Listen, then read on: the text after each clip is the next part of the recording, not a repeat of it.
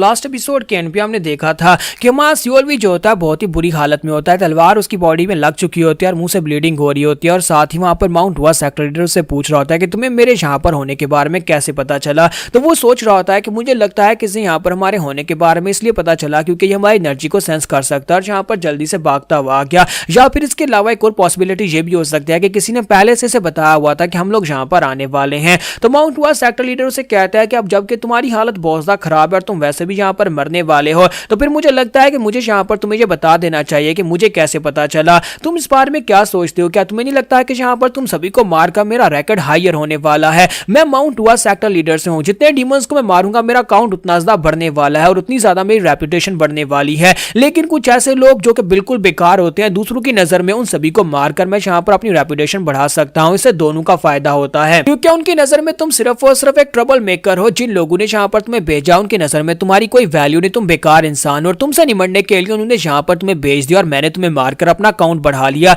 यानी कि दोनों साइडों के ऊपर में फायदा हो रहा है। जाकर अपने सुपीरियर से अगले जन्म में पूछ लेना कि उन्होंने यहाँ पर तुम्हें मरने के लिए क्यों भेजा। तो हमारा सियोल भी जो होता है वो समझ जाता है कि लॉर्ड वी सामा ने जानबूझकर उसे यहाँ पर भेजा है क्योंकि वो उससे नफरत करता है और उसे यहाँ पर मरवाने के लिए ही भेजा गया। और माउंट हुआ सेक्टर लीडर इसको पहले से पता था कि हम लोग यहाँ पर आने वाले हैं क्योंकि ये सारे का सारा उसी का प्लान था। तो इसी के साथ ही सियोल भी वहां पर खून के आंसू रोना शुरू कर देता है। तो उसे कहता है देखो तो जरा यहाँ पर डिमोनिक कल्ट का एक डिसाइपल यहाँ पर एक बच्चे की तरह रो रहा है। लेकिन बच्चे आप बस करो, तुम्हें यहाँ पर रोने की जरूरत नहीं है। तुम्हारी वजह से यहाँ पर मेरा किलिंग काउंट बढ़ गया है। मुझे यहाँ पर काफी अच्छा बूस्ट मिला तुम सभी को मारकर। मैंने यहाँ पर कितने नए डीमंस को मारा है इस रिकॉर्ड को मैं जाकर वापस बताऊंगा। और साथ ही अपनी तलवार उठाता है, उसे कहता है कि अब यहाँ पर तुम्हारे मरने का वक्त आ चुका है। तो ल्यूटिनेंट अब यहाँ पर अपनी स्क्वाड के साथ अगले जन्म में चले जाओ। वो अपनी तलवार उठाकर वहां पर उसे मारने लगता है। तो हमारा जो सियोल भी होता है अभी वहां पर सोच रहा था कि काश मुझे यहाँ पर एक और मौका मिल जाए। ये बहुत ज्यादा अनफेयर है। मैंने यहाँ पर किसी का क्या बिगाड़ा था जो यहाँ पर उस कमीने से वी सामा ने मुझे मरने के लिए यहाँ पर भेज दिया। मुझे बस यहाँ पर एक और मौका चाहिए, एक और मौका जिसे मैं यहाँ पर कैश कर सकूं और दोबारा यहाँ पर मैं दोबारा ऐसा बिल्कुल भी नहीं होने दूंगा। अपने अगले मौके में मैं यहाँ पर ऐसा नहीं होने दूंगा। और जैसे वहां पर वो कहता है कि मुझे एक और मौका चाहिए, इसी के साथ ही वहां पर तलवार उसकी गर्दन पर चलती है और फिर से उसी जगह के ऊपर होता है इस पानी के अंदर जहां पर पिछली बार वो पानी के अंदर गिरा पड़ा था। तो वो कहता है कि जहां पर फिर से मेरे सामने विंडो ओपन हुई है। तो उसके अंदर तीन ऑप्शंस होते हैं, कंटिन्यू, लोड, सेव पॉइंट और रीस्टार्ट का। सियोल भी कहता है कि अब मैं यहाँ पर क्या करूं, इन तीनों पॉइंट्स में से मैं किस पॉइंट को सिलेक्ट करूंगा। वो अपनी आंखें खोलता और कहता है ये वाकई में बिल्कुल फिर से हो रहा है। अगर ये फिर से हो रहा है तो इसका मतलब यह है कि अब मैं फिर से वहां पर जिंदा हो सकता हूं। लेकिन इस बार मैं फिर से उसी जगह के ऊपर नहीं जाने वाला क्योंकि अगर मैं रीस्टार्ट करता हूं तो मैं फिर से उसी जगह के ऊपर जाऊंगा जिस जगह के ऊपर मैं पहले गया था। और अगर मैं वापस जाता हूं तो फिर इसकी कोई गारंटी नहीं है कि मैं वापस से इसी जगह के ऊपर आने वाला हूं। तो मुझे यहाँ पर इस बार कुछ और करना होगा। तो वो लोड सेव पॉइंट के ऊपर क्लिक करता है। तो लोड सेव पॉइंट्स के अंदर उसकी सारी स्लॉट्स एम्प्टी होती हैं। यानी कि आपको पता है गेम किस तरह से काम करती है। आपको पहले यहाँ पर अपने सेव पॉइंट्स को लोड करना पड़ता है और उसी के बाद आप यहाँ पर उनको बार बार यूज कर सकते हो। तो सिस्टम उसे वार्निंग देता है कि तुम्हारे पास कोई भी सेव पॉइंट्स है ही नहीं। तो फिर साथ ही उसे कहता है कि अब क्या तुम यहाँ पर से कंटिन्यू करना चाहते हो? अगर यहीं पर से कंटिन्यू करेगा तो वो जानी कि यहीं पर मारा जाएगा। तो फिर साथ ही वो कहते हैं तो फिर मेरे पास यहाँ पर टाइम खत्म होता जा रहा है, मेरे पास एक ही ऑप्शन बचता है कि मुझे यहाँ पर से रीस्टार्ट ही करना होगा और फिर से वहीं पर से होकर गुजरना पड़ेगा। तो वो कहता है कि अब मैं यहाँ पर क्या करूं और साथ ही वहां पर वो कहता है कि मुझे यहाँ पर रीस्टार्ट ही करना पड़ेगा। जब वो कंटिन्यू के ऑप्शन के ऊपर क्लिक करता है तो उसे वहां पर ऑप्शन मिलता है कि तुम यहाँ पर इस मास्टर को नहीं हरा सकते क्योंकि तुम्हारे पास एक चांस तो है, तुम यहाँ पर दोबारा से जिंदा हो सकते हो कंटिन्यू में। लेकिन तुम्हारे सामने जो ओपोनेंट है वो बहुत ज्यादा पावरफुल है और उसके साथ में उसकी सारी डिटेल्स बताई जा रही होती हैं कि इसके पास 6 तरह के बहुत ही पावरफुल अटैक्स हैं। वो सारे के सारे अटैक्स की पावर जो है वो तुम्हारी पावर लेवल से बहुत ज्यादा है। इतनी ज्यादा पावर लेवल्स हैं कि तुम यहाँ पर उसको हरा नहीं सकते। इसका मतलब यह है कि तुम्हें यहाँ पर से वापस रीस्टार्ट के ऊपर ही जाना पड़ेगा। इसलिए तुम यहाँ पर कंटिन्यू के ऑप्शन को भी सिलेक्ट नहीं कर सकते। तो इसी के साथ ही सियोल भी जो होता है वो कहता है तो फिर एक ही ऑप्शन बचता है, मुझे दोबारा से उस सब से गुजरना पड़ेगा। लेकिन हो सकता है कि इस बार मैं कुछ अलग करूं।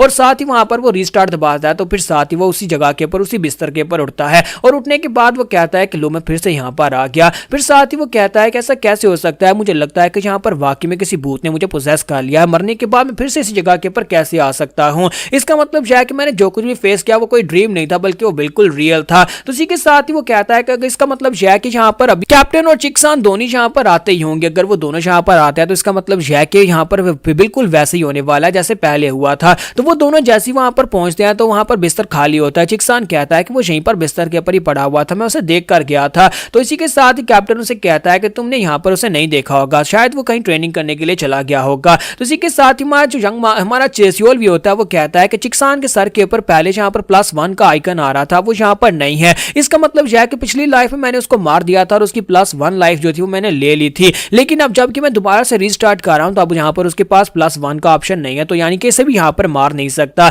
अगर यहाँ पर ऐसी बात है तो फिर मुझे यहाँ पर जल्दी से जल्दी और लोगों को मारकर और ज्यादा चांसेस को इकट्ठा करना होगा। अगर मैं मर जाता हूं तो मैं दोबारा से रीस्टार्ट कर पाऊंगा, लेकिन उसके लिए मुझे यहाँ पर अपने आप को स्ट्रॉन्गर बनाना होगा, इतना स्ट्रॉन्गर कि मैं यहाँ पर माउंट हुआ सेक्टर लीडर के सामने खड़ा हो सकूं या फिर यहाँ पर अपनी किस्मत को बदल सकूं। मां सियोल भी वहां पर अपने आप से वादा करता है कि चाहे कुछ भी हो जाए अब मैं यहाँ पर अपने आप को जिंदा रखूंगा और साथ ही इन सभी लोगों से अपना बदला भी लूंगा, स्पेशली वी सामा से। उसे तो मैं मार डालूंगा, उस कमीने से तो मुझे बदला लेना ही है। और इसी के साथ ही वो वहां पर से मॉर्निंग वॉक के लिए चला जाता है, जहां पर वो ट्रेनिंग करता है, मॉर्निंग के लिए रनिंग कर रहा होता है। वहां पर भागते भागते फिर साथ ही वो वहां पर अपनी साइड के ऊपर मिरर में देखता है, जहां पर उसके सर के ऊपर लिखा होता है 1 कॉइन यानी आखिरी चांस है। तो वो कहता है ये मेरा आखिरी चांस है और अभी मैं यहाँ पर से वी सामा से मिलने के लिए जाने वाला हूँ। जाकर उसे देखता हूँ कि वो यहाँ पर क्या कहेगा। हो सकता है कि इस बार पहले से कुछ अलग हो, लेकिन यहाँ पर क्या अलग हो सकता है? यहाँ पर फिर से वही सब कुछ होने वाला है, मुझे फिर से उसी मिशन के ऊपर भेजा जाएगा। सियोल भी कहता है कि मुझे कुछ ना कुछ तो यहाँ पर सोचना ही पड़ेगा। फिर साथ ही वो तैयार होता है, तैयार होने के बाद सीधा ऑफिस में चला जाता है। वहां पर जाने के बाद अपना सर झुका देता है, यानी इस बार वहां पर पहले अपना सर झुका देता है, इस बार वहां पर हल्का सा सर नहीं झुकाता। और जैसे ही वो अपना सर झुकाकर उन्हें ग्रीट करता है तो वो कहते हैं कि ये क्या, इसने तो यहाँ पर पहले अपना सर झुका दिया। तो वी सामा इस बात से काफी हैरान होता है, जबकि उसके साथ जो दूसरा एल्डर होता है वो कहता है कि मुझे इस बात की खुशी है कि ये लड़का काफी ज्यादा तमीजदार है। तो वी सामा उसे कहते हैं कि इसी लड़के के बारे में तो मैं तुम्हें बता रहा था, ये लड़का काफी ज्यादा स्पेशल है, ये हमारी टीम का लेफ्टिनेंट है और मैं यहाँ पर इसी के बारे में तुमसे कह रहा था कि इस लड़के का नाम सियोल भी है। तो दूसरे एल्डर उसे कहते हैं कि हाँ मुझे लगता है कि ये काफी ज्यादा तमीजदार भी है। मास्टर वी सामा उसे कहता है कि शुक्र है कि तुम्हें यहाँ पर यह लड़का काफी ज्यादा पसंद आया, जबकि हमारा हमारा सियोल भी वहां पर सोच रहा होता है कि मुझे लगता है कि इस बार कुछ अलग हो रहा है। पिछली बार यहाँ पर वी सामा ने मुझे झिड़क दिया था इस बात के ऊपर कि मैंने यहाँ पर उसके कहे के मुताबिक अपना सर नहीं झुकाया था, लेकिन इस बार यहाँ पर वो अलग बातें कर रहे हैं। अगर ऐसी बात है तो फिर मुझे लगता है कि कुछ अलग होगा। लेकिन इसी के साथ वी सामा जो होते हैं उसे कहता है कि मैंने सुना है कि तुम यहाँ पर हमारी लाइब्रेरी के अंदर सेक्रेटरी की तरह काम करना चाहते हो। तो हमारा सियोल भी कहता है कि मुझे लगता है कि फिर से वही सब कुछ होने वाला है। और इसी के साथ हमारा जो सियोल भी होता है वहीं पर ग्राउंड के ऊपर अपना सर पटक कर मारता है, वो अपना सर पटकना शुरू कर देता है और कहता है कि प्लीज मुझे माफ कर दीजिएगा, ये मेरे लिए बहुत ही बड़ी ऑनर की बात है, लेकिन मैं ऐसा नहीं कर सकता। मुझे लगता है कि मुझे ये बड़े वाला प्रिविलेज नहीं मिलना चाहिए क्योंकि मैं इस लायक नहीं हूँ। मास्टर वी सामा उसे कहता है कि तुम ऐसा क्यों सोच रहे हो, अगर ऐसी बात है तुम वहां पर काम नहीं करना चाहते तो फिर ठीक है, मैं तुम्हें यहाँ पर से एक रिकॉन मिशन के ऊपर भेज देता हूँ। लेकिन इसी के साथ ही मास्टर सियोल भी उसे कहता है कि सर मैं यहाँ पर आपसे कुछ कहना चाहता हूँ। तो वी सामा कहता है तो फिर बताओ कि तुम क्या कहना चाहते हो। और साथ ही विंडो ओपन होती है और उसके पास वही 3 ऑप्शंस आते हैं। तो मास्टर सियोल भी कहता है कि फिर से वही सब कुछ हो रहा है, 10 सेकंड्स का टाइमर मुझे यहाँ पर अपने लिए चूज करना होगा, मैं इनमें से कौन से ऑप्शन को चूज करूं। पहले वाले दोनों ऑप्शंस को चूज करके देख चुका हूं, पहले वाले दोनों ऑप्शंस के साथ यहाँ पर हैंड के ऊपर मेरी मौत होने वाली है। अगर यहाँ पर मैं तीसरे ऑप्शन को चूज करता हूं और अपना बाजू कटवा देता हूं तो हो सकता है कि यहाँ पर चीजें डिफरेंट हो जाएं, लेकिन अपना बाजू कटवा कर मेरा एक बाजू नहीं रहेगा, लेकिन कम से कम मेरी जान तो बच जाएगी। तो फिर साथ ही मास्टर सियोल भी जो कहता है कि मैं यहाँ पर इसी ऑप्शन को सिलेक्ट करने वाला हूं। और मास्टर सियोल भी जो होता है वहां पर उस ऑप्शन को सिलेक्ट करता है, साथ ही कहता है कि सर मैं आपके लिए यहाँ पर अपना राइट बाजू काट सकता हूँ। तो साथ ही मास्टर सियोल भी सोच रहा था कि अगर इस कमीने ने कह दिया कि ठीक है अपना बाजू काटो तो फिर मुझे काटना पड़ेगा, और अगर इसने कहा कि नहीं काटने की जरूरत नहीं है तो फिर शुक्र है कि मैं बच जाऊंगा। लेकिन वी सामा अपना नाइफ निकाल कर उसके सामने फेंक देता है और कहता है कि चलो फिर ठीक है अपना बाजू काटो। तो मास्टर सियोल भी जो होता है वो कहता है कि गई भैंस पानी में, मैं यही तो सोच रहा था कहीं ये वाकई में मेरा बाजू ना कटवा दे। तो इसी के साथ ही वी सामा से कहता है कि चलो अब जल्दी करो, अब तुम इंतजार किसका कर रहे हो, मैं देखना चाहता हूँ तुम कितने वफादार हो। तो हमारा सियोल भी सोच रहा था कि सिर्फ और सिर्फ एक बाजू ही तो है, मैं अपना बाजू कटवा कर अगर जिंदा रह सकता हूँ तो फिर अपना बाजू कटवा देता हूँ। और इसी के साथ ही वो उसके नाइफ को उठाता अपने कंधे के ऊपर रखता और कहता है मैं यहाँ पर हो सकता है कि इससे बच जाऊं या फिर मेरा बाजू कट जाए या मैं जिंदा रहूं, अब ये इसके ऊपर डिपेंड करता है कि क्या यहाँ पर मुझे रोकेगा या फिर नहीं, लेकिन मुझे ये करना पड़ेगा। और इसी के साथ ही हमारा सियोल भी जो होता है उस नाइफ को अपने कंधे के अंदर दंसा देता है, वहां से ब्लीडिंग होना शुरू हो जाती है, यानी कि वहां पर साफ दिखाई दे रहा था कि वो अपने बाजू को काट रहा है। तो हमारा सियोल भी खुद अपना बाजू वहां पर काट रहा था, जैसे जैसे वो अपने बाजू को वहां पर स्लाइस कर रहा था। इसी के साथ ही वो जोर जोर से चलाना शुरू कर देता है क्योंकि उसका बाजू कटने वाला होता है, काफी उसकी हड्डी जो होती है वहां पर नीचे आ जाती है। तो इसी के साथ ही मास्टर चलाकर कहते हैं कि बस करो बहुत हो गया। और इसी के साथ ही ह्यूक भी वहां पर नीचे उतरती है और ह्यूक भी नीचे उतरने के बाद वहां पर उसके हाथ से नाइफ छीन लेती है। तो हमारा सियोल भी कहता है कि अगर ये यहाँ पर नीचे उतरकर मेरे हाथ से नाइफ नहीं लेती तो फिर तो मेरा बाजू काट ही जाता, क्योंकि मैंने यहाँ पर तकरीबन अपनी हड्डी तक पहुंच गया था और मैं बस यहाँ पर एक और बार स्लाइस करता तो मेरा बाजू काटकर ग्राउंड के ऊपर गिर जाता।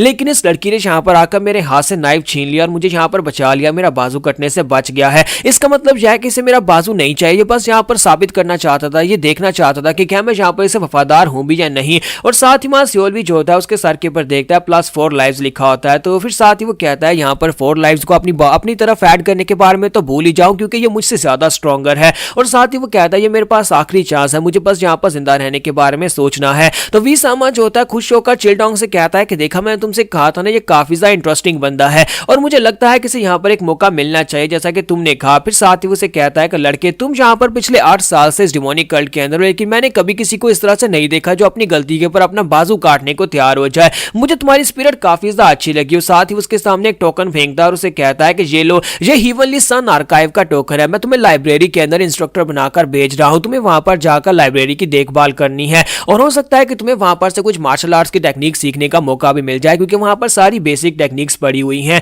ये तुम्हारे पास एक मौका और इस मौके को गंवाना मत। अगर तुमने मुझे निराश किया तो फिर अगली बार यहाँ पर तुम्हारे साथ बहुत ही बुरा हो सकता है। तुम्हारा सियोल भी जो था उस टोकन को अपने हाथ में पकड़ता और कहता है कि मेरे पास 3 ऑप्शन थे, पहले वाले 2 ऑप्शन के रास्ता जो था वो मौत की तरफ था और तीसरा वाला जो था अपना बाजू काटने वाला बहुत ज्यादा खतरनाक और डेंजरस था, लेकिन इसी के अंदर मेरी जान बची है। अब यहाँ पर मेरे पास लाइब्रेरी का टोकन है, तो यानी कि मैं अब मुझे रिकॉन मिशन के ऊपर जाने की जरूरत नहीं है, मैं लाइब्रेरी के अंदर जाकर वहां पर बुक्स पढ़ सकता हूं और अपने आप को स्ट्रॉन्गर बना सकता हूं। तो वो उठकर खड़ा होता है, कहता है कि वी सामा फिर मैं यहाँ से जा रहा हूँ। और इसी के साथ ही वहां पर से चल पड़ता है और साथ ही जाते हुए सोच रहा होता है कि इस कमीने ने जहां पर मेरा बाजू कटवाने की कोशिश की, इस कमीने ने जहां पर मेरी लॉयल्टी को साबित करने के लिए मेरा बाजू कटवाने की कोशिश की, तो मैं इसको बिल्कुल भी नहीं छोड़ूंगा। एक बार मैं स्ट्रॉन्गर बन जाऊं उसके बाद मैं इस कमीने को मार डालूंगा। कम से कम मैं जहां पर इस सिचुएशन से बाहर निकल आया हूं, मैं सर्वाइव कर गया हूं। तो अब जबकि मैं सर्वाइव कर चुका हूं तो मुझे अपनी लाइफ्स को ऐड करना होगा, चांसेस को बढ़ाना होगा। तो इसी के साथ ही हमारा सियोल भी जो होता है वहां से सीधा हीवनली सन आर्काइव की तरफ चल पड़ता है।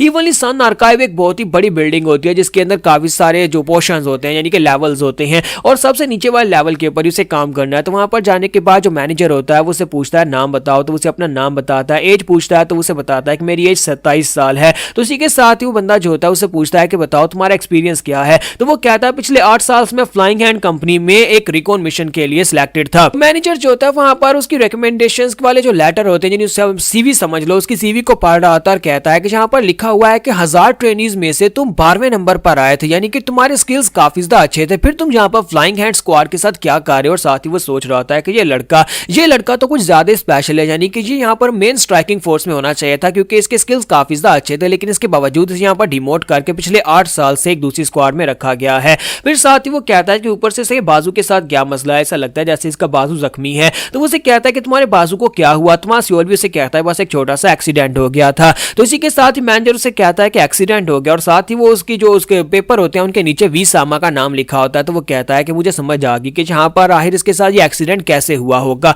तो वो कहता है कि लड़के आप जल्दी से मेरे साथ आ जाओ और वो अपने साथ लेकर वहां पर आके बढ़ जाता है। वहां पर से सीढ़ियां उतरते हुए उसे नीचे बेसमेंट के अंदर ले जाता है, जहां पर जाकर उसे दिखाता है कि तुम यहाँ पर इस जगह के ऊपर काम करने वाले हो। इस जगह के ऊपर जितनी बुक्स पड़ी हुई हैं सारी की सारी बुक्स की जिम्मेदारी तुम्हारी होने वाली है। सभी बुक्स को सही तरह से रैकिंग में रखना है। जो भी यहाँ पर बुक्स लेकर जाएगा उसे वापस बुक्स लेनी है और उसी जगह के ऊपर रखनी है जहां पर से ली जाएंगी। तो हमारा सियोल भी जो होता है वहां पर आने के बाद देखता है कि वहां पर तो बहुत सारी शेल्फ्स होती हैं, हजारों की तादाद में वहां पर बुक्स पड़ी होती है। तो मास्टर उसे कहते हैं कि जहां पर किसी भी बुक को कोई नुकसान नहीं पहुंचना चाहिए। अगर कोई बुक डैमेज हुई तो फिर यहाँ पर तुम उसके लिए पे करोगे। और साथ ही उसे कहता है कि क्या तुम्हें यहाँ पर इस बात से कोई मसला तो नहीं है, तुम यहाँ पर चुपचाप क्यों खड़े हो। तो वो कहता है जी सर मुझे इस बात से कोई मसला नहीं है, मैं ध्यान से काम करूंगा। फिर साथ ही उसे कहता है कि अब जल्दी से यहाँ पर आओ, आकर देखो मैं तुम्हें बताता हूँ कि कैसे तुम्हें यहाँ पर बुक्स को लाइन में यानी कि बुक्स को यहाँ पर सीधा करके रखना है। यहाँ पर हर बार कुछ नई बुक्स आती हैं, हर हफ्ते बुक्स आती हैं और बुक्स को यहाँ पर शेल्फ्स के अंदर रखना पड़ता है और उनके कैटेगरीज के मुताबिक और उनके नामों के हिसाब से जैसे तुम चाहो उन्हें अल्फाबेट्स के साथ यहाँ पर सेट कर सकते हो। तो मास सियोल भी जो होता है वहां पर उसकी बातों को इग्नोर करते हुए बस आसपास की बुक्स की तरफ देख रहा था और कहता है कि वी सामा कमीने को इस बारे में तो पता भी नहीं होगा, उसने मुझे यहाँ पर इस आर्काइव के अंदर भेजकर मेरे पर कितनी बड़ी मेहरबानी कर दी है।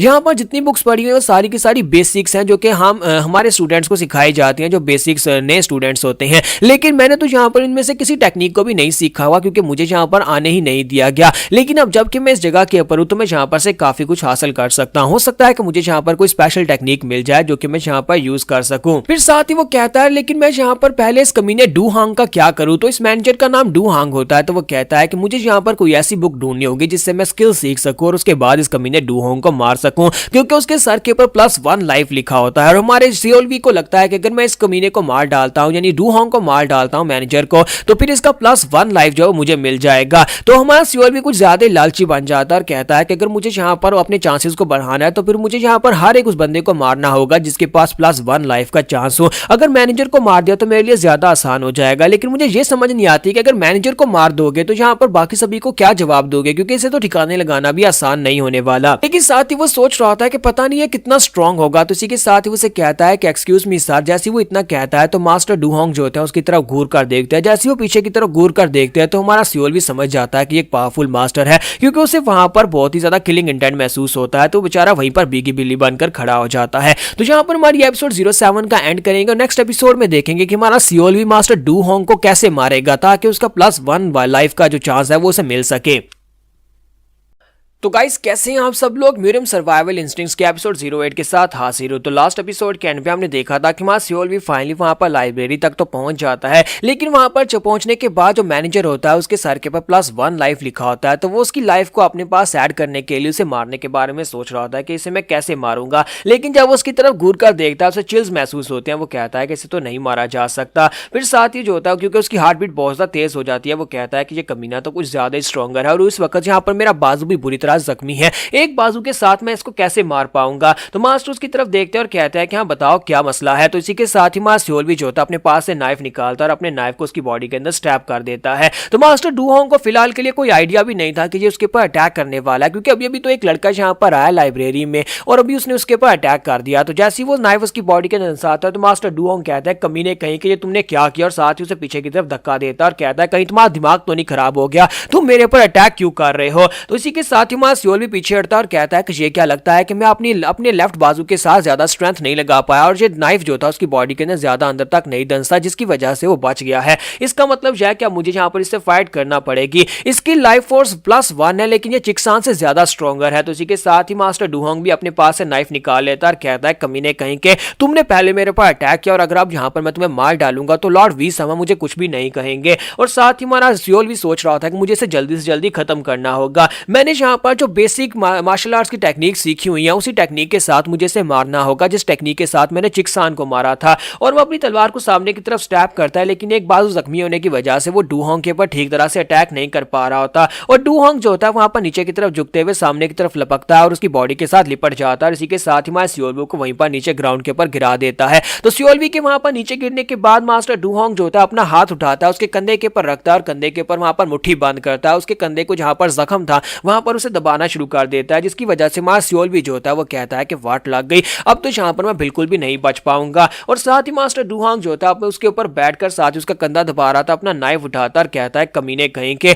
अब तुम नहीं बचोगे, और साथ ही अपना नाइफ उसकी बॉडी के अंदर दंसा देता है, यानी सियोलवी की बॉडी के अंदर दंसा देता है। वहां पर बहुत सारा ब्लड दिखाते हैं और सियोलवी वहीं पर मर जाता है। लेकिन ये सब कुछ हमारा सियोलवी इमेजिन कर रहा था, वो अपनी आंखें बंद करके सोच रहा था क्या मैं मैनेजर को हरा पाऊंगा, और वो अपनी ज़हन में वहां पर सारी की सारी इमेजिनेशन कर रहा था, लेकिन असल में वो यहाँ पर उसे नहीं हरा सकता। तो मास्टर डूहोंग उसे कहता है कि लड़के क्या हो गया, तुम अपनी आंखें बंद करके वहां पर क्यों खड़े हो और तुमने थोड़ी देर पहले मेरा नाम लिया, क्या कहना चाहते हो। तो सियोलवी आगे से मुस्कुराना शुरू कर देता है और साथ ही अपनी जेब के अंदर हाथ डालता है, कुछ सिक्के निकालकर उसके सामने करता है, कहता है मास्टर मुझे लगता है कि यहाँ पर मौसम काफी ज्यादा खुश्क हो रहा है, तो आपको यहाँ पर अपने लिए कुछ ड्राई फ्रूट्स खरीद लेने चाहिए। तो मास्टर जो होते हैं उसकी तरफ देखते हैं और पैसों की तरफ देखकर बिल्कुल खामोश खड़े होते हैं। तो सियोलवी सोच रहा था कहीं ऐसा दुनिया कि मैंने कोई गड़बड़ कर दी, मैं तो यहाँ पर इसे पैसे देकर इसे खुश रखना चाहता हूँ, लेकिन कहीं ऐसा दुनिया कि ये रिश्वत नहीं लेता। तो इसी के साथ ही मास्टर डूहोंग पैसे लेकर जेब में डालते हैं और कहते हैं कि बहुत ही अच्छे, मुझे तुम काफी ज्यादा पसंद आए हो। अब जबकि तुम मुझे पसंद आ गए हो इसी वजह से मैं तुम्हें एक एडवाइस देना चाहूंगा कि यहाँ पर कुछ भी उल्टा सीधा मत करना और किसी के साथ भी पंगा मत लेना, क्योंकि यहाँ पर हर जगह के ऊपर मॉन्स्टर्स छुपे हुए हैं।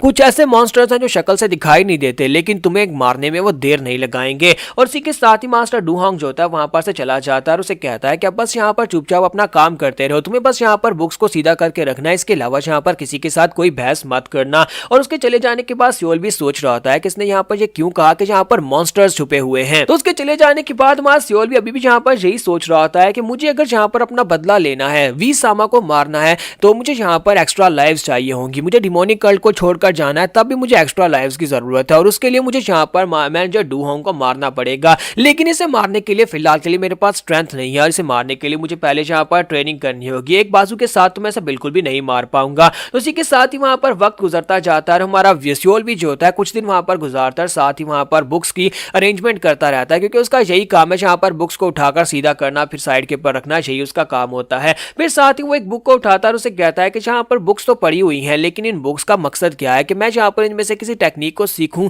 पहले मैं जहां पर देखता हूं ये बुक कौन सी है। तो उसके हाथ में एक बुक होती है जिसके ऊपर डीप इनसाइड लिखा होता है, यानी कि अपनी लैंग्वेज में कहूं तो इसका मतलब होगा अंदर की गहराई। तो जैसे वो उस बुक अंदर की गहराई को अपने हाथ में पकड़ता है और उसे खोलता है और कहता है कि जरा देखे तो सही अंदर की गहराई में है क्या। उसे लगा था शायद ये कोई कल्टीवेशन बुक होगी, लेकिन जैसे वो उसको ओपन करता है तो वहां पर उसके अंदर कुछ ज्यादा ही गहराई होती है और वो शर्माना शुरू कर देता है। और उसके चेहरे को देखकर आपको समझ आ गई होगी कि जहां पर किस गहराई की बात हो रही है। तो उस बुक को बंद कर देता है और कहता है कि जहां पर सिर्फ कल्टीवेशन की नहीं है बल्कि तो डुअल कल्टीवेशन की बुक्स भी पड़ी हुई हैं। साथ ही उसकी विंडो ओपन होती है और उसे कहा जाता है कि बताओ कि तुम किस तरह की मार्शल आर्ट्स की टेक्निक को मास्टर करना चाहते हो। तुम्हारे पास यहाँ पर बहुत सारी बुक्स पड़ी हुई है और सामने एक बुक जो होती है वो चमकना शुरू हो जाती है, यानी कि वो सिस्टम जो होता है उसे रिकमेंड कर रहा होता है कि इस बुक को उठाओ और इसकी टेक्निक को मास्टर करो। तो वो कहता है ये अचानक से सिस्टम मुझसे ये क्यों कह रहा है कि मुझे यहाँ पर ऑप्शन चूज करना है कि मुझे कौन सी टेक्निक को मास्टर करना है। तो हमारा सियोल भी कहता है कि हो सकता है कि ये बुक जो चमक रही है ये सिस्टम की वजह से हो रही है। तो वो उस बुक को उठाता है और उसे उठाने के बाद कहता है कि इस बुक के ऊपर क्या लिखा हुआ है।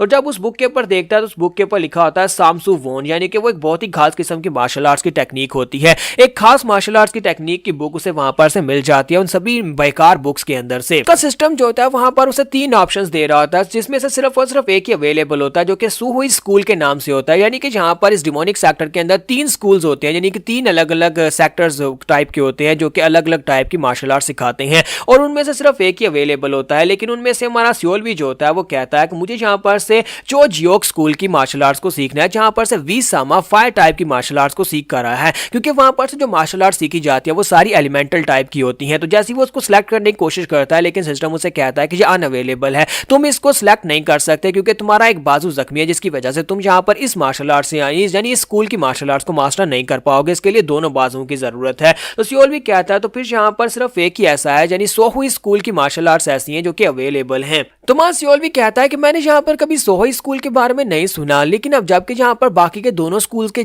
साथ इसका नाम लिस्टेड है तो इसका मतलब यह है कि ये भी एक फेमस स्कूल ही होगा। तो वो उसको सिलेक्ट करता है तो अंदर 3 और आर्ट्स आती हैं, जिसमें स्वर टेक्निक होती है, हैंड टेक्निक होती है और फुट टेक्निक होती है। तो वो कहता है कि अब यहाँ पर इसके अंदर 3 और मार्शल आर्ट्स की टेक्निक्स आ रही हैं, तो इसमें से कौन सी सिलेक्ट करूँ। तो वो कहता है कि फिलहाल के लिए मैं यहाँ पर स्वर टेक्निक के साथ ही करता हूँ, क्योंकि स्वर टेक्निक को अगर मैंने यहाँ पर मास्टर कर लिया तो मैं मैनेजर को बड़ी आसानी से मार पाऊंगा, क्योंकि स्वर आर्ट यहाँ पर ज्यादा जरूरी है। बाकी की दोनों टेक्निक्स को मैं बाद में मास्टर कर लूंगा। और इसी के साथ वो स्वर आर्ट को सिलेक्ट करता है। जैसे वो उसे सिलेक्ट करता है तो सिस्टम उसे कहता है कि अब यहाँ पर तुम्हें एक शैडो दिखाया जाएगा, यानी तुम्हें एक वीडियो दिखाई जाएगी जिसमें से एक शैडो तुम्हारे सामने सारी की सारी टेक्निक्स को परफॉर्म करेगा और तुम्हें उन टेक्निक्स को कॉपी करना होगा, इसी तरह तुम यहाँ पर उनको सीख पाओगे। तो इसी के साथ ही वहां पर एक शैडो जो होता है वो सिस्टम के अंदर से बाहर निकलकर उसके सामने आकर खड़ा हो जाता है। उसके हाथ में वहां पर तलवार भी होती है और वो उसी की तरफ देख रहा होता है। तो सियोल भी कहता है कि ये क्या, ये तो एक शैडो है और इसके हाथ में तलवार भी है। और साथ ही शैडो वहां पर अपने पहले स्टैंस को लेता है, यानी कि वहां पर पाँव कैसे रखने हैं वो उसे बताता है और तलवार को कैसे पकड़ना है। तो सियोल भी कहता है कि ये क्या, मुझे लगता है कि इस वीडियो के बारे में जो कहा गया था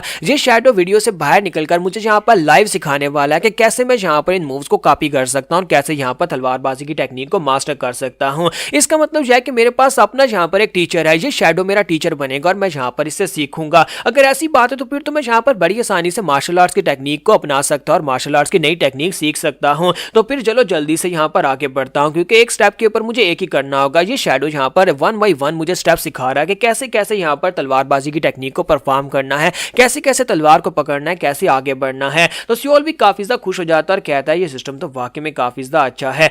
सियोल भी जो होता है वहीं पर से उठकर खड़ा हो जाता है, वहां पर से एक तलवार उठाता है और कहता है कि मुझे लगता है कि अब यहाँ पर मेरे भी एक मार्शल आर्टिस्ट बनने के दिन आ चुके हैं। मैं यहाँ पर अगर इसके पास टेक्निक सीख सकता हूँ तो ये मेरे पास एक मौका है, मैं इस मौके को खोना नहीं चाहता। इसी के साथ ही वो तलवार पकड़कर शैडो अपनी तलवार उठाता है, शैडो के साथ प्रैक्टिस करना स्टार्ट करता है और कहता है कि मुझे इस बात की बहुत ज्यादा खुशी है कि मुझे यहाँ पर ये एडवांटेज मिल सका और साथ ही अपॉर्चुनिटी मिल सकी है। साथ ही वो कहता है कि इस वक्त मेरा मेन फोकस यहाँ पर डू होंग को हराना है। पता नहीं इस बेचारे डू होंग ने इसका क्या बिगाड़ा है, लेकिन अब वो यहाँ पर उसके पीछे हाथ धो के पड़ गया और कह रहा होता है कि मैं यहाँ पर इसी को मारूंगा और इसी की लाइफ को चोरी करूंगा। फिर साथ ही वहां पर सुहा स्कूल की सारी टेक्निक्स को मास्टर करना स्टार्ट करता है। जितने शैडोज वहां पर शैडो से जो भी टेक्निक्स बताता है उनको परफॉर्म करता रहता है। यहाँ पर इसे प्रैक्टिस करते करते करते पूरा एक महीना गुजर जाता है और एक महीने के बाद हमारा सियोल भी जो होता है वो तलवारबाजी में काफी ज्यादा प्रोफिशिएंट हो चुका है। तलवारबाजी में वो इतना ज्यादा बेहतर हो चुका है कि वो सामने की तरफ दीवार में स्टैब करता है, सामने अलमारी के अंदर स्टैब करता है तो वो अलमारी जो होती है वो भी टूट जाती है, यानी कि उसका स्टैब इतना ज्यादा पावरफुल हो चुका है। हालांकि अभी तक उसका कंधा जो है वो रिकवर नहीं हो सका,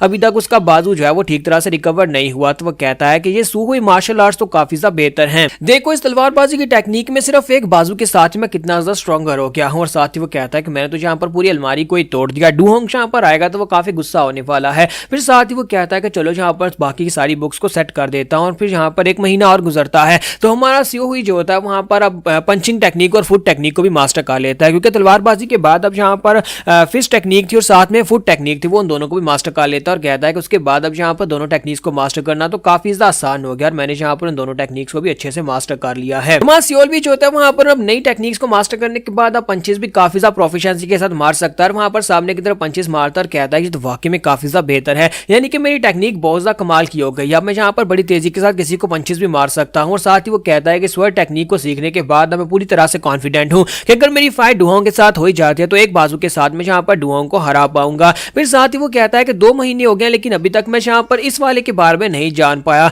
क्योंकि उसकी सुहुई स्कूल की जो स्पेशल टेक्निक उसे मिली थी तलवारबाजी की, उसके अंदर एक खास स्किल होता है, यानी कि आपको पता है कि हर एक तलवारबाजी के अंदर एक खास स्किल होता है, तो उसका नाम ग्रैंड शिप स्वर्ड टेक्निक होता है। लेकिन उसके नीचे वहां पर ऑप्शंस आ रहे होते हैं कैसे इसे परफॉर्म करना है, लेकिन उसे समझ नहीं आ रही होती क्योंकि वहां पर सिर्फ एरोज होते हैं, डाउन एरो जैसे कि गेम में होता है। तो ऐसे उसे समझ नहीं आ रही होती कैसे मैं यहाँ पर इस टेक्निक को परफॉर्म करूं। मैं अभी तक यहाँ पर स्पेशल इफेक्ट वाली स्पेशल टेक्निक है, स्पेशल स्किल को अनलॉक नहीं कर पाया। तो वो कहता है कि स्किल को कैसे अनलॉक किया जाए, जहां पर सिर्फ और सिर्फ कुछ इंस्ट्रक्शंस दी गई हैं कि ऊपर नीचे जंप करना है, फिर साइड वॉक और इस तरह से बैक फॉरवर्ड। तो ये सारी की सारी चीजें दी गई हैं, लेकिन मुझे इससे बिल्कुल भी समझ नहीं आ रही कि मैं कैसे यहाँ पर इसको परफॉर्म करके ये वाले स्पेशल स्किल को अनलॉक करूं। तो मां सियोल भी जो होता है वहीं पर बैठा बैठा सोच रहा था कि अब मैं यहाँ पर डुहोंग को हरा सकता हूँ, और साथ ही वो काफी ज्यादा खुश भी हो रहा है। फिर साथ ही वो कहता है कि चलो जल्दी से अब यहाँ पर बुक्स को दोबारा से शेल्फ में रख देते हैं और सारी बुक्स को वहां पर सॉर्ट करना शुरू कर देता है। और कहता है कि अब मैं यहाँ पर सभी बुक्स को जोड़ जोड़ कर थक चुका हूँ, यानी कि रोजाना मेरा एक ही काम है, जहाँ पर बुक्स आती है उन बुक्स को यहाँ पर शेल्फ के अंदर जोड़ना है, उन्हें सही तरतीब के साथ रखना है। फिर साथ ही वो कहता है कि पता नहीं यहाँ पर कब मैं यहाँ पर दूसरी टेक्निक्स को मास्टर कर पाऊंगा। अब जबकि मैं यहाँ पर हूँ तो क्यों ना किसी और बुक के अंदर बेसिक्स टेक्निक्स को भी पढ़ लेता हूँ। हालांकि दूसरे सभी लोगों के लिए बेसिक टेक्निक हो सकते हैं, लेकिन मेरे लिए यहाँ पर ये गाइडलाइंस हो सकते हैं जिससे मैं अपने आप को स्ट्रॉन्गर बना सकता हूँ। तो जब वो वहां पर बैठा होता है इसी के साथ ही एक मास्टर पीछे से निकल कर आता है और उसे कहता है कि मुझे नहीं पता था कि यहाँ पर कोई और भी होने वाला है। तो हमारा सियोल भी जो होता है जब पीछे की तरफ घूमता है फिर साथ ही वो काफी ज्यादा घबरा जाता है, क्योंकि जब वो देखता है कि वहां पर एक मास्टर खड़ा है तो वो कहता है कि ये क्या, ये बंदा कौन है। और इसी के साथ ही वो मास्टर से कहता है कि क्या मेरे चेहरे के ऊपर कुछ लगा हुआ है, तुम यहाँ पर इस तरह से हैरान होकर मेरे चेहरे की तरफ क्यों देख रहे हो। तब किसी के साथ उसे बात याद आती है, मास्टर डुहोंग ने कहा था कि यहाँ पर अगर काम करना है तो फिर ध्यान से काम करना, क्योंकि यहाँ पर कुछ मॉन्स्टर्स हैं, यहाँ पर आसपास कुछ बहुत सारे मॉन्स्टर्स भी हो सकते हैं। वो कहता है कि मुझे लगता है कि यहाँ पर डुहोंग ने बिल्कुल ठीक ही कहा था कि मेरे सामने जो बंदा खड़ा है बिल्कुल मेरे लिए एक मॉन्स्टर की तरह ही है, क्योंकि वो उसके सर के ऊपर नंबर काउंट देख रहा था कि वहां पर +10 लाइव्स लिखा होता है, यानी कि बस अगर तुम यहाँ पर इसको मार डालोगे तो तुम्हें 10 चांसेस मिल जाएंगे। लेकिन यहाँ पर इसका 10 काउंटेड का मसला यह है कि ये बहुत ज्यादा पावरफुल है। तो वो कहता है कितना पावरफुल इंसान यहाँ पर क्या कर रहा है। तो वो उसे कहता है कि क्या हुआ, क्या मेरे चेहरे पर कुछ लगा हुआ है। तो हमारा सियोल भी उसे कहता है कि नहीं नहीं सर, आपके चेहरे पर कुछ भी नहीं लगा। तो वो उसे कहता है तुम्हें यहाँ पर इतना ज्यादा फॉर्मल होने की जरूरत नहीं है, जल्दी से बताओ कि तुम्हारा नाम क्या है। तुम्हारा सियोल भी से अपना नाम बताता है और कहता है कि मेरा नाम सियोल भी है और मैं यहाँ पर पिछले 1 महीने से इस जगह के ऊपर काम कर रहा हूँ। जबकि मां सियोल भी सोच रहा है कि इस बंदे के साथ जरा तमीज से पेश आना पड़ेगा, क्योंकि ये यहाँ पर मास्टर वी सामा के जो पर्सनल बॉडीगार्ड ह्युक भी है उससे भी ज्यादा पावरफुल है। इसके सर के ऊपर 10 काउंट्स हैं, जबकि ह्युक भी के सर पे सिर्फ और सिर्फ +4 काउंट्स थे। इसका मतलब यह उससे ज्यादा स्ट्रॉन्गर है और ये बिल्कुल एक मॉन्स्टर की तरह है, तो मुझे यहाँ पर इसे तमीज से पेश आना पड़ेगा। तो इसी के साथ ही वो मास्टर जो होता है उसे कहता है कि सियोल वी, मुझे एक बात तो बताओ कि तुम यहाँ पर क्या कर रहे हो। तो वो कहता है कि सर मैं यहाँ पर ड्यूटी कर रहा हूँ, यहाँ पर मुझे काम दिया गया है इन सारी बुक्स को संभालने का। तो वो कहता है अच्छा ये बात है। फिर साथ ही उसे कहता है तो फिर मैं यहाँ पर तुमसे एक सवाल पूछ सकता हूँ। तो सियोल भी कहता है हाँ सर प्लीज पूछिए ना, आप क्या पूछना चाहते हैं। तो मास्टर उसे कहता है कि मैं यहाँ पर अपनी एक फेवरेट बुक को ढूंढ रहा हूँ, मेरी एक बहुत ही खास बुक है और उस बुक का नाम द गाइड ऑफ सैम्सो वॉन है। क्या तुमने उस बुक को यहाँ पर देखा है? मुझे लगता है कि लास्ट टाइम मैं उस बुक को यहीं पर भूल गया था। तो असल में वो बुक जो होती है हमारे सियोल के हाथ में होती है, ये वही बुक होती है जिसको वो ओपन करके शायद उसके अंदर से बेसिक्स पढ़ने लगा था। तो वो कहता है कि अब मैं यहाँ पर क्या करूँ, ये बुक तो इस वक्त मेरे हाथ में, अगर मैंने यहाँ पर इसे बताया कि तुम्हारी बुक मेरे पास है तो ये बंदा जो है ये तो काफी ज्यादा खतरनाक है। और साथ ही उसके पास वहां पर ऑप्शन आ जाता है, अभी वो उसे कोई जवाब देने लगता है कि उसके पास 2 ऑप्शन आ जाते हैं। तो पहला ऑप्शन होता है कि मैंने उस बुक को नहीं देखा, दूसरा ऑप्शन होता है कि मैंने उस बुक को देखा और उसके अंदर जो भी लिखा था वो सारी मार्शल आर्ट्स मैंने मास्टर कर ली हैं। तो तुम्हारा सियोल भी कहता है कि दत्त तेरे कि अब यहाँ पर इस समय के ऊपर ऑप्शन की क्या जरूरत थी, मैं तो यहाँ पर बहुत ही बुरा फंस गया हूं। अगर मैं ये कहूँ कि मैंने इस बुक को नहीं देखा और उसके बाद वो मेरे हाथ में बुक को पहचान लेता है तो फिर मैं यहाँ पर मरूंगा, लेकिन अगर मैं उससे ये कहता हूँ कि मैंने बुक को देखा और मैंने उसके अंदर मार्शल आर्ट्स को भी मास्टर कर लिया है तो फिर वो और भी गुस्सा होगा कि मैंने उसकी बुक के अंदर से बिना इजाजत के यहाँ पर मार्शल आर्ट्स की टेक्निक को क्यों मास्टर कर लिया। अब मैं यहाँ पर क्या करूं, अभी अभी तो मुझे यहाँ पर दूसरा मौका मिला था और मेरे पास सिर्फ और सिर्फ एक ही चांस बचा है। अगर मैंने यहाँ पर डू होंग को मार दिया होता और मेरे पास 2 चांसेस होते तो फिर तो मैं यहाँ पर रिस्क ले सकता था। अब मैं यहाँ पर करूं क्या, मुझे समझ नहीं आ रही है। मेरे पास टाइम भी बहुत ज्यादा कम है, सिर्फ 10 सेकंड्स हैं। अब मुझे जल्दी से जल्दी यहाँ पर कुछ ना कुछ तो करना होगा। मैं से ये तो बिल्कुल भी नहीं कह सकता कि मैंने मार्शल आर्ट्स को मास्टर कर लिया। तो इसी के साथ ही वो कहता तो फिर ठीक है, यहाँ पर चांस लेकर देखते हैं। मैं पहले ऑप्शन के साथ आगे बढ़ता हूँ और उसे कहता हूँ कि मैंने इस बुक को नहीं देखा। तो इसी के साथ ही मैं सियोल भी जो होता है वहां पर पहले ऑप्शन को क्लिक कर देता है और पहले ऑप्शन को क्लिक करने के बाद वो कहता है कि मैंने उस बुक को नहीं देखा। तो मास्टर से कहता है कि अच्छा ये बात है, तुमने उस बुक को नहीं देखा, चलो कोई बात नहीं, मैं यहाँ पर उसे इस बुक को इस जगह के ऊपर ढूंढ लेता हूँ। मैंने उस बुक को यहीं पर कहीं पर रखा था और पीछे की तरफ मुड़ जाता है। तो मां सियोल भी कहता है कि चलो शुक्र है कि मैंने यहाँ पर सही फैसला किया, मैंने उसे कहा कि मैंने बुक को नहीं देखा। और साथ ही मां सियोल भी उसे कहता है कि मैं भी यहाँ पर तुम्हारी मदद करता हूँ, उस बुक को आसपास ढूंढने में तुम्हारी मदद करता हूँ। तो मास्टर से कहता है कि हाँ क्यों नहीं, तुम्हारा बहुत बहुत शुक्रिया, अगर तुम यहाँ पर उस बुक को ढूंढने में मेरी मदद करोगे। मुझे याद नहीं आ रहा कि मैंने इस बुक को लास्ट टाइम किस जगह के पर रख दिया था। तो मां सियोल भी कहता है कि चलो कोई बात नहीं, हम दोनों मिलकर ढूंढते हैं। तो मां सियोल भी उसके पीछे पीछे वहां पर चल पड़ता है और वो मास्टर जो होता है वो अपने आसपास देख रहा था कि कहां पर उसने इस बुक को रखा होगा। और थोड़ी दूर जाने के बाद वो मास्टर वहीं पर रुक जाता है और कहता है कि रुको जरा, मुझे याद आ गया कि मैंने इस बुक को कहां पर रखा था और अभी मैं यहाँ पर उस बुक को कहां पर देख पा रहा हूं। तो मां सियोल भी उसे कहता है कि मास्टर बताए ना आपने इस बुक को कहां पर रखा था। तो वो गुस्से के साथ पीछे की तरफ घूमता और सीरियस मोड के साथ उसकी तरफ घूरकर देखते हुए कहता है वो बुक तो इस वक्त तुम्हारे हाथ में है और तुम कह रहे हो कि तुमने इस बुक को नहीं देखा। तो मां सियोल भी बहुत ज्यादा घबरा जाता है और कहता है कि मेरी वाट लग गई, इससे तो यहाँ पर पता चल गया कि मैंने इसे झूठ बोला। और अब यहाँ पर झूठ बोलना भी हमारे डिमोनिक कल्ट के अंदर यही माना जाता है कि यहाँ पर हम लोग गद्दार हैं या फिर हम लोग यहाँ पर सजा के हकदार हैं। तो सियोल भी और भी ज्यादा घबरा जाता है क्योंकि वो मास्टर उसकी तरफ आगे बढ़ता है। तो वो कहता है कि अब मैं यहाँ पर क्या करूं, मैं ना तो यहाँ से भागकर जा सकता हूँ और ना इससे फाइट करके जीत सकता हूँ क्योंकि ये पूरी तरह से मुझे ओवर पावर्ड कर रहा है। यहाँ पर हमारी एपिसोड 09 का एंड होगा। नेक्स्ट एपिसोड में देखेंगे कि ये मास्टर इसके साथ अब क्या करने वाला है, क्या यहाँ पर सियोल को मार डालेगा। लेकिन सियोल के पास दूसरा चांस कोई नहीं, अगर वो मरता है तो फिर पक्का मर जाएगा। गाइस कैसे हैं आप सब लोग, म्यूरियम सर्वाइवल इंस्टिंक्ट्स के एपिसोड 10 के साथ हाजिर हूं। तो लास्ट एपिसोड के एंड पे हमने देखा था कि हमारा सियोल जो होता है वहां पर बुरी तरह से फंस जाता है क्योंकि सियोल वहां पर कहता है कि मुझे यहाँ पर बुक के बारे में नहीं पता, जबकि वहां पर जो मास्टर उसके सामने अपीयर हुआ था वो कहता है कि मैं यहाँ पर उस बुक को जानता हूँ क्योंकि मैंने वो बुक इस वक्त तुम्हारे हाथ में है। तो सियोल और भी ज्यादा घबरा जाता है, तो उसकी तरफ आगे बढ़ता है। उसके करीब जाने के बाद जब उसे घूर कर देख रहा था, सियोल भी सोच रहा था कि अब तो उसकी वाट लगने वाली है, अब वो यहाँ पर क्या करे, वो भाग नहीं सकता और फाइट भी नहीं कर सकता। तो इसी के साथ ही मास्टर हंसना शुरू कर देता है और कहता है कि तुम तो यहाँ पर घबरा ही गए, मैं तो बस यहाँ पर तुम्हारे साथ मजाक कर रहा था, प्लीज मुझे माफ करना, मैंने यहाँ पर बस तुम्हारे साथ मजाक किया है। तो सियोल भी उसे कहता है क्या सिर्फ वो सिर्फ मजाक कर रहे थे। तो वो कहता है कि हाँ मजाक कर रहा था, तुमने अभी भी यहाँ पर काम करना स्टार्ट किया है, मेरा नाम इल्गी बू है, मुझे तुमसे मिलकर काफी ज्यादा अच्छा लगा, तुम वाकई में एक बहुत ही फनी लड़के और साथ ही काफी ज्यादा तमीजदार भी हो। फिर साथ ही उसे कहता है कि मैं तो बस यहाँ पर इस आर्काइव के अंदर से कुछ बुक्स ढूंढने के लिए आया था और बस वो ढूंढूंगा और उसके बाद चला जाऊंगा। जबकि हमारा सियोल भी वहां पर बहुत ज्यादा घबरा चुका होता है और कहता है कि यहाँ पर स्माइल कर रहा है लेकिन मेरी तो जान निकल गई थी, इस कमीने ने तो यहाँ पर मुझे मार ही डाला था, मुझे समझ नहीं आ रही कि आज यहाँ पर ये किस लिए आया होगा, अगर इसे यहाँ पर वो बुक नहीं चाहिए जो मेरे हाथ में है तो फिर यहाँ पर ये क्या ढूंढने के लिए आया है। तो इसी के साथ ही वो यंग मास्टर जो होता है वहां पर जाकर कुछ बुक्स को खंगालता है, उनको पढ़ता है, फिर साथ ही थोड़ी देर वहां पर रुकता है और उसके बाद वहां पर से वापस की तरफ चलने लगता है, लेकिन साथ ही उससे बात करना स्टार्ट करता है। तो हमारा सियोल भी कहता है कि ये क्या यहाँ पर थोड़ी देर बुक्स को देखने के बाद अब ये फाइनली यहाँ पर मुझसे कोई बात करने वाला है, क्या यहाँ पर किसी बुक के बारे में पूछेगा कि वो कहां पर पड़ी है। तो इसी के साथ ही वो यंग मास्टर से कहता है कि मुझे लगता है कि तुम्हें यहाँ पर अभी भी यहाँ पर जॉब मिली है और मैंने ये भी सुना है कि लॉर्ड सामा ने तुम्हें यहाँ पर ये जॉब दिलवाई है। सियोल भी उसे कहता है कि हाँ ये बात वाकई में सच है कि मास्टर वी सामा ने मुझे यहाँ पर ये जॉब दिलवाई है। तो वो उसे कहता है कि बुढ़ा आदमी कब से यहाँ पर तुम्हारे जैसे एक लेफ्टिनेंट में दिलचस्पी लेने लगा कि तुम्हें यहाँ पर जॉब देकर इस जगह के ऊपर भेज दिया गया। तो ये बात सुनते ही सियोल भी काफी हैरान होता है कि ये यहाँ पर मास्टर लॉर्ड सामा को यहाँ पर बुढ़ा आदमी कह रहा आया है। तो इसी के साथ सियोल भी उसे कहता है कि यही समझ लो कि वो हमेशा मेरे साथ जरा तमीज से ही पेश आते हैं, यानी कि मेरे पर काफी ज्यादा तरस खा लेते हैं क्योंकि मैं काफी ज्यादा कमजोर हूँ। तो वो उसे कहता है कि अच्छा तो ये बात है, यानी कि वो तुम्हें यहाँ पर काफी ज्यादा काइंडनेस के साथ तुम्हारे साथ पेश आते हैं, लेकिन मुझे एक बात तो बता कि क्या वो तुम्हारे से इतना प्यार करते हैं या फिर तुम्हारे पर इतना ध्यान देते हैं कि उन्होंने जहाँ पर तुम्हें ये कहा कि अपना राइट बाजू काट कर उन्हें दे दो और तुमने वाकई में अपना बाजू काटने की कोशिश की। तो सियोल भी कहता है कि इस कमीने को तो सब कुछ पता है, इसका मतलब यह है कि ये पूरी प्रिपेयरिंग करके जहाँ पर आया है और इसे सब कुछ पता है कि वी सामा और मेरे बीच में क्या हुआ था। तो इसी के साथ यंग मास्टर से कहता प्लीज मुझे माफ करना कि मैं यहाँ पर तुम्हें तुम्हारा पास्ट याद दिलवाना नहीं चाहता कि किस वजह से तुमने अपना बाजू काटने की कोशिश की, मैं तो बस यहाँ पर तुम्हारे बारे में कुछ जानना चाहता हूँ। लेकिन खैर चलो ये भी अच्छी बात है कि उस बुढ़े आदमी ने तुम्हें यहाँ पर अपना गला काटने का नहीं बोला, हालांकि तुम्हारा बाजू बेकार हो चुका है, लेकिन अगर तुम अपना गला काट देते तो फिर तो यहाँ पर तुम्हारा गेम ही खत्म हो जाता। फिर साथ ही उसे कहता है कि शुक्र है कि तुम यहाँ पर मरने से बच गए, और फिर साथ ही उसे कहता है कि मुझे एक बात तो बताओ कि तुम यहाँ पर अब डिमोनिक मार्शल आर्ट्स तो सीख नहीं सकते, तुम्हारा एक बाजू बेकार हो चुका है, एक बाजू के साथ तुम यहाँ पर डिमोनिक मार्शल आर्ट्स नहीं सीख सकते। तो मां सियोल भी वहां पर सोच रहा था कि ये बंदा कर क्या रहा है, ये मेरे बारे में क्यों जानना चाहता है और इस तरह के सवाल क्यों पूछ रहा है।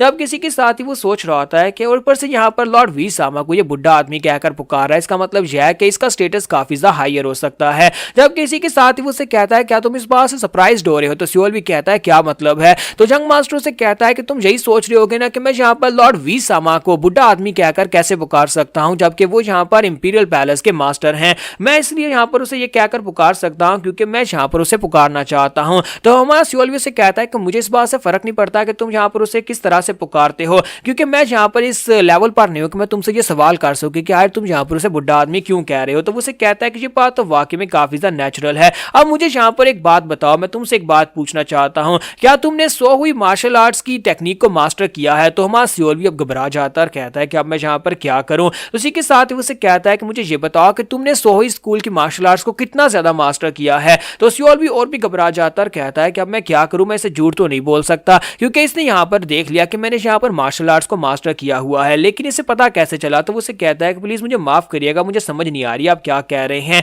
तो यंग मास्टर उसके पास से गुजरते हुए उसे कहता है कि अच्छा ये बात है, तुम्हें मेरी बात की समझ नहीं आ रही। तो सियोल भी कहता है कि हाँ मैं यहाँ पर कैसे किसी चीज को मास्टर कर सकता हूँ जबकि मेरा एक बाजू बेकार है, एक बाजू के साथ मैं सिर्फ और सिर्फ बुक्स को उठाकर शेल्फ में रख सकता हूँ, यानी कि फिलहाल के लिए एक बाजू के साथ मार्शल आर्ट सीखना मेरे लिए पॉसिबल नहीं है। तो यंग मास्टर हंसना शुरू कर देता है और उसे कहता है कि अच्छा अच्छा ये बात है, यानी एक बाजू के साथ तुम यहाँ पर 100 हुई स्कूल की मार्शल आर्ट्स को नहीं सीख सकते, या तो तुम यहाँ पर सच बोल रहे हो या फिर तुम मुझे बेवकूफ समझते हो कि मैं यहाँ पर तुम्हारे बारे में ये नहीं जानता, या यानी कि तुम मुझे बेवकूफ बनाने की कोशिश कर रहे हो। और वो काफी ज्यादा सीरियस टोन में उससे बात करता है। तो सियोल भी और भी घबरा जाता है और कहता है कि अब मैं यहाँ पर अपनी बात से मुकर नहीं सकता, मैंने इसे कहा है कि मैंने मार्शल आर्ट्स मास्टर नहीं की हुई। तो वो कहता है कि मुझे लगता है कि आप फिर से मजाक कर रहे हैं। तो वो कहता है चलो ठीक है अब जाओ अपना काम करो, मैं तो बस यहाँ पर यही पूछने वाला था। और जैसे ही वो दरवाजे की तरफ आगे बढ़ता है वहीं पर रुक जाता है। तो सियोल भी कहता है कि ये क्या यहाँ पर से जा रहा था फिर अचानक से यहाँ पर रुक क्यों गया है, क्योंकि वहां पर हमारे सियोल भी के पास विंडो ओपन हो जाती है। तुम्हारा सियोल भी कहता है कि अब ये क्या बकवास हो रही है, अब अचानक से यहाँ पर विंडो ओपन होने का क्या मतलब है। तो उसके पास 3 ऑप्शन आते हैं। पहला ऑप्शन होता है कि क्या तुम्हारा नाम गॉनमा है और क्या तुम चोनमा के 4 डिसाइपल हो। हमारा सियोल भी जैसे वहां पर पहली ऑप्शन को पढ़ता है तो उसे वहां पर एक झटका लगता है। वो कहता है कि ऐसा कैसे हो सकता है, ये गॉनमा कैसे हो सकता है, क्योंकि गॉनमा को मैंने पहले कभी देखा नहीं है, लेकिन मुझे इतना पता है कि गॉनमा जो है वो एक काफी ज्यादा खतरनाक इंसान है, क्योंकि वो चोनमा जो कि हमारे डीमन सेक्टर का डीमन गार्ड है वो उसका 4th डिसाइपल है। और इसी वजह से यहाँ पर मास्टर वी सामा को बुढ़ा आदमी कहकर पुकारा था, क्योंकि इसका स्टेटस काफी ज्यादा हायर है, क्योंकि यहाँ पर हमारे डीमन लॉर्ड के जितने भी डिसाइपल्स हैं उन सभी के स्टेटस बाकी के सभी इंपीरियल मास्टर से ज्यादा हायर हैं। इस बंदे को यहाँ पर हराने के बारे में तो मैं सोच भी नहीं सकता और इससे फाइट करने के बारे में तो मुझे सोचना भी नहीं चाहिए, लेकिन यहाँ पर मुझे ये ऑप्शंस क्यों दिए जा रहे हैं। मेरे पास सिर्फ 3 ही ऑप्शंस हैं। क्या मैं यहाँ पर इसको यहाँ पर ये बात बता दूं, यानी कि मेरे सिस्टम के मुताबिक क्या मैं इसे ये कह दूं कि तुम गॉनमा हो, क्योंकि ये अपनी आइडेंटिटी को छुपा कर यहाँ पर आया और इसने मुझे अपना गलत नाम बताया है। फिर साथ ही वो कहता है कि अब मेरे पास यहाँ पर और ऑप्शंस ही क्या हैं, मैं इसे दूसरा ऑप्शन तो नहीं बता सकता कि तुम जिस बुक को ढूंढ रहे हो मैंने उसी बुक से यहाँ पर 100 हुई स्कूल की मार्शल आर्ट्स को सीखा है, क्योंकि अगर मैं यहाँ पर ये जवाब दूंगा तो फिर इसका मतलब यह है कि पहले मैंने इससे झूठ बोला था। और तीसरा ऑप्शन ये होता है कि ये उसमें लिखा होता है कि मैं इसे ये कहूँ कि तुम्हारी और मेरी सिचुएशन दोनों की एक जैसी है, यानी कि हम दोनों एक दूसरे की मदद भी कर सकते हैं। तो वो कहता है कि मैं इसे तीसरा ऑप्शन भी नहीं दे सकता, क्योंकि मैं इसकी क्या ही मदद कर पाऊंगा और मैं इसे ये तो नहीं कह सकता कि हम दोनों की सिचुएशन एक जैसी है। तो वो कहता है तो फिर पहले ऑप्शन के साथ ही यहाँ पर जाना चाहिए, क्योंकि मेरे पास समय बहुत ज्यादा कम बचा है। और इसी के साथ ही वो पहले ऑप्शन को चूज करता है और साथ ही वो कहता है कि क्या तुम गॉनमा हो, यानी चोनमा के 4 डिसाइपल हो। तो इसी के साथ ही हमारा गॉनमा से कहता है कि बहुत ज्यादा इंप्रेसिव, इसका मतलब यह है कि तुम्हें मेरे बारे में पता है। मुझे ये तो नहीं पता कि तुम्हें मेरे बारे में कैसे पता चला, लेकिन इस बात से कुछ भी बदलने वाला नहीं है। फिर मुझे भी तुम अपनी तरह ही एक इंसान समझो, एक ऐसा इंसान जो कि जहाँ पावर स्ट्रगल की पॉलिटिक्स के अंदर बुरी तरह से फंस चुका है। तो हमारा सियोल भी इसी के साथ उसके सामने अपने घुटने टेक देता और कहता है कि प्लीज मुझे माफ कर दीजिएगा अगर मैंने यहाँ पर आपके सामने कुछ इम्प्रॉपर बोल दिया। और साथ ही वो सोच रहा था शुक्र है कि मैं बच गया और इसने मेरे पर गुस्सा नहीं किया। और साथ ही वो सोच रहा था कि अगर मैं यहाँ पर कोई और ऑप्शन चूज कर लेता और वो गलत हो जाता तो फिर ये बंदा मुझे इसी वक्त मार डालता। तो इसी के साथ ही गानमाओ से कहता तो फिर ठीक है मैं यहाँ पर से जा रहा हूँ, तुम अपना काम करते रहो। और जैसे वो जाने लगता है वो फिर से वहीं पर रुक जाता है। तो सियोल भी कहता है ये क्या बकवास हो रही है, ये फिर से यहाँ पर क्यों रुक गया है। और साथ ही फिर से उसके पास विंडो ओपन होती है। तो वो कहता है ये क्या, फिर से यहाँ पर विंडो ओपन हो गई और अब इसके पास दो बाकी के जो दो ऑप्शन थे वही ऑप्शन उसके पास आ जाते हैं, यानी उन दोनों ऑप्शंस में से उसे अब कुछ चूज करना होगा। तो सियोल भी कहता है ये क्या, कहीं मेरे साथ कोई मजाक तो नहीं हो रहा, पहली मैं एक ऑप्शन चूज कर चुका और अब यहाँ पर दोबारा से मुझे सेम वही दोनों ऑप्शंस दिए जा रहे हैं, यानी उन दोनों ऑप्शंस में से मुझे किसी को चूज करना पड़ेगा। तो हमारा सियोल भी कहता है कि अब मैं यहाँ पर तीसरे ऑप्शन को तो नहीं चूज कर सकता, तो चलो फिर सेकंड के साथ ही आगे बढ़ते हैं। और वो सेकंड ऑप्शन को चूज करने के बाद से कहता है कि जिस बुक को तुम यहाँ पर ढूंढ रहे थे मैंने उसी बुक के अंदर से मार्शल आर्ट्स को मास्टर किया है। और जैसे वो इतनी बात करता है तो गानमा वहीं पर रुक जाता है और कहता है मैंने तुमसे पहले ही कहा था कि अगर तुम यहाँ पर मुझसे झूठ बोले हो तो इसका मतलब यह है कि तुम मुझे बेवकूफ समझते हो। तो अगर तुमने यहाँ पर मुझसे झूठ बोला है, तुमसे मैंने पहले पूछा था, उस वक्त तुमने ना की थी, तो इसका मतलब यह है कि अब तुम्हें मरना होगा। और वो अपनी तलवार निकालता और बड़ी तेजी के साथ जंप करते हुए की तरफ आगे बढ़ता और कहता है कि तुम्हारे मरने का वक्त आ चुका है। तो यहाँ पर हमारी एपिसोड का एंड करेंगे और नेक्स्ट एपिसोड में देखेंगे क्या हमारा सियोल भी यहाँ पर इसके हाथ से मरने वाला है।